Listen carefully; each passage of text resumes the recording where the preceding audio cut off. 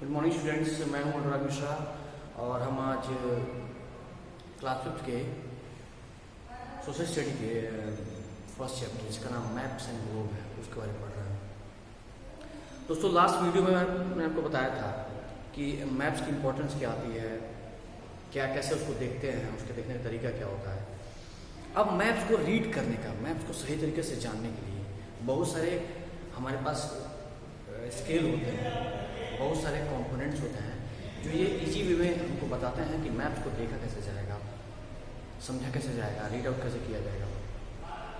अलग अलग तरीके हैं। सबसे मुख्य बिंदु बात करेंगे, हम आपको बताने वाले हैं।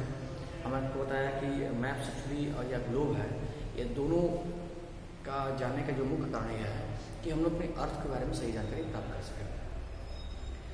अर्थ का एक सेमी मॉडल होता है जिसे हम ग्लोब कहते हैं। ग्लोब की खासियत होती है कि वो अर्थ को दिखाता है कि वो अर्थ कैसा है। हमारा साइज नहीं दिखा सकते हम लोग क्योंकि हमारी अर्थ बहुत बड़ी है और हम स्वयं अर्थ पर रहते हैं, लेकिन अर्थ के आकार प्रकार को ठीक से दिखाने का, कितनी वो झुकी हुई है, कैसे वो मूवमेंट करती है, उसके मूवमेंट करने का तरीका क्या है, फेसिंग क्या है, बल्ज कैसे है, उसका आकार प्रकार किस प्रकार का है, ये सब चीज़ें दिखाई देती है। क्योंकि ऑनलाइन क्लासेस के माध्यम से जो आपको बताया जा रहा है ये एक बहुत ही डीप स्टडी के लिए बताया जा रहा है। तो अगर डीपली हम लोग बात करेंगे तो मैं आपको बताना चाहूँगा कि जो ग्लोब होता है, ग्लोब को हम हर जगह कैरी नहीं कर सकते हैं। ग्लोब कैरी करना मुश्किल होता है, एक जगह से दूसरी जगह जाना बड़ा मुश्किल होता है। तो बाद में साइंटिस्ट ने उसके बारे में विचार किया, सोचा, खगोल शास्त्री ने उस पर डिस्कस किया, तो फिर एक निष्कर्ष निकाला, एक रिजल्ट निकाला कि हम एक ऐसा इंस्ट्रूमेंट बनाए, एक ऐसी चीज़ बनाए जिसको हम लोग ग्लोब की तरह यूज़ तो करें लेकिन कैरी करना आसान हो। वो आराम से चला जाए दूसरी आसानी से, हाथ में कैरी कर लें या उसको मोड़ लें, कैसे भी करके इजी वे में कैरी कर सकें, उसको समझ सकें और आराम से समझ सकें। ऐसे भी अगर ग्लोब को आप देखें तो करीब एक राउंड मॉडल होता है। अगर आपको ये जानना हो कि इसकी दूरी यहाँ से कितनी दूरी है तो सही तरीके से आप नहीं समझ पाएंगे। तो उसके लिए मैप को बनाया गया। मैप जो है एक फ्लैट ड्राइंग था, फ्लैट चार्ट। मैप वर्ड जो है मैप वर्ड से बना है, जिसको लैटिन भाषा में हम जो है नैपकिन कहते हैं, पेपर कहते हैं। यानी कि सिंपल पेपर पे सारा जो है अर्थ को, उसके डिस्टेंस को, मिनिमम डिस्टेंस को बनाया गया। मैप की खासियत क्या थी? ग्लोब पे आप एक साथ पूरी दुनिया को देखते हैं कि कौन सा कॉन्टिनेंट कहाँ कहाँ है या फिर कौन से ओशियन कहाँ पे हैं। मैक्सिमम आप उसमें कंट्री देख सकते हैं। लेकिन मैप की खासियत क्या थी कि हम स्मॉलेस्ट जो डिस्टेंस है हम उसको भी देख सकते हैं। आपको पता है कि आप चाहे शहर में रहते हो या गांव में रहते हो, आप किसी गली मोहल्ले में रहते हो, इजीली वे में आपके मोबाइल फ़ोन में मैप अवेलेबल हो जाता है, क्योंकि वह आपके सबसे छोटे से छोटे लोकेशन को दिखाने की कोशिश करता है। अगर पेपर ड्रॉ की बात करें तो आपको पता है कि आप जिस भी शहर में रहते हो, जिस भी गांव में रहते होंगे, आपका एक जनपद होगा, एक डिस्ट्रिक्ट होगा। हम अगर अपने भारत के प्रदेश में बात करें तो हर जनपद का एक अपना मैप होता है, हर शहर का अपना मैप होता है। फिर उससे ऊपर बढ़े तो हर मंडल का मैप होता है, फिर हर प्रदेश का मैप होता है, फिर पूरे कंट्री का मैप है, इवन वर्ल्ड मैप भी है। तो ऐसे मैप क्या होता है कि हमको एक बहुत ही सरल तरीके से हमको वह चीज़ प्रोवाइड करा देता है जो हम जो सही से जानना चाहते हैं। कौन सी चीज़ कहाँ स्थित है, कैसे वहाँ तक जाएंगे, वहाँ पहुँचने क्या मोड हो सकते हैं, उसका लोकेशन क्या है। अगर आपको पता लगाना हो कि स्कूल कहाँ स्थित है किसी शहर में, हॉस्पिटल कहाँ है, या वो रेलवे स्टेशन कहाँ है, एयरपोर्ट कहाँ है, या फिर वो घर कहाँ है, वो होटल कहाँ है, रेस्टोरेंट कहाँ है, वो सड़क कहाँ जाती है, सड़क कहाँ एंड होती है, किसी आपको लोकेशन पहुंचना है तो वो लोकेशन कहाँ पर स्थित है, ये सारा हेल्पिंग केवल मैप ही कर सकता है। तो मैप एक ऐसा मीडियम होता है जो आपको सबसे स्मॉलेस्ट लोकेशन तक पहुंचाने की मदद करता है। तो ऐसे में मैप बड़ा यूजफुल हो गया।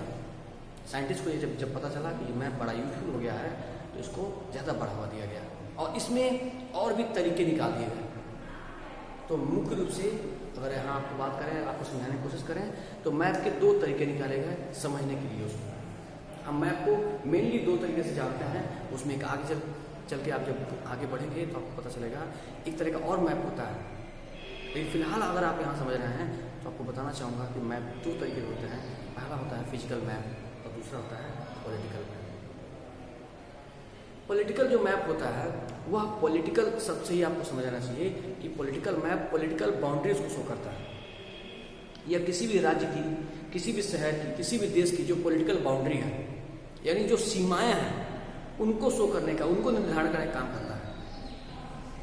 ऐसे में आप देखते भी होंगे कि जब आप किसी एक शहर से दूसरे शहर में जाते हैं, एक डिस्ट्रिक्ट से दूसरे डिस्ट्रिक्ट में जाते हैं, तो उस रोड पे जो है एक गेट बना होता है, यहाँ लिखा होता है कि आपका इस शहर में स्वागत है। अगर एक राज्य से दूसरे राज्य में जाते हैं तो लिखा होता है आपका इस राज्य में स्वागत है। जो लैंड बाउंड्री से टच हुए हैं, जैसे भारत की बात करें तो भारत से लैंड बाउंड्री में नेपाल टच में है, पाकिस्तान भी है, बांग्लादेश भी है, म्यांमार भी है, भूटान भी है। तो ये जो देश है, जो देश हमारे देश से लैंड बाउंड्री से टच पे है, तो जो लैंड बाउंड्री से टच हैं, अगर इस देश से आपको देश में परमिशन के साथ या जैसे भी जिस भी देश की जैसी रणनीति है, जिस देश के हमारे देश के साथ जैसे संबंध हैं, उस हिसाब से अगर आप जाते हैं तो वहाँ लिखा होता है, बोर्ड बना होता है कि इस देश में आपका स्वागत है। यानी हमारी जो लैंड बाउंड्री है यहाँ तक कंप्लीट हो जाती है, वहाँ से दूसरे देश की सीमा शुरू हो जाती है। तो ये देश की जो सीमाएं होती हैं वो पॉलिटिकल बाउंड्रीज के हिसाब से ही पता चलता है कि इस देश में यहाँ तक इसकी लैंड बाउंड्री है। तो पॉलिटिकल मैप हमारे बड़ा इंपॉर्टेंट होता है समझाने के लिए कि किस देश की सीमा कहाँ तक स्थित है। दूसरी जो होती है वो होती है physical map. Physical map normally physical चीज़ें ही शो करता है। फिजिकल चीज़ों की बात कर रहे हैं तो हम जैसे बता चाहेंगे आपको, जैसे माउंटेन्स, फिजिकल फीचर्स, माउंटेन्स हुए, रिवर्स हुए, वैलीज हुए, प्लेन हुए, प्लेटिस हुए, डेजर्ट हुए, जहाँ जैसी जो मिट्टी है, जहाँ जैसी ज़मीन है, वो चाहे प्लेन हो, प्लेटी हो, माउंटेन्स हो, डेजर्ट हो, कोस्टल एरिया हो, रिवर्स हो, ओशियन हो, ये सभी चीज़ें जो फिजिकल फीचर्स हैं हमारे अर्थ के ऊपर, उन चीज़ों को दिखाता है, उन चीज़ों को शो करता है। तो हमारे लिए बड़ा इंपॉर्टेंट ये भी हो जाता है कि हमको फिजिकल चीज़ें दिखाता है कि कैसे हमारे देश का फिजिकल फीचर है। अब इसके अलावा अगर मैं थीमेटिक में बात करूँ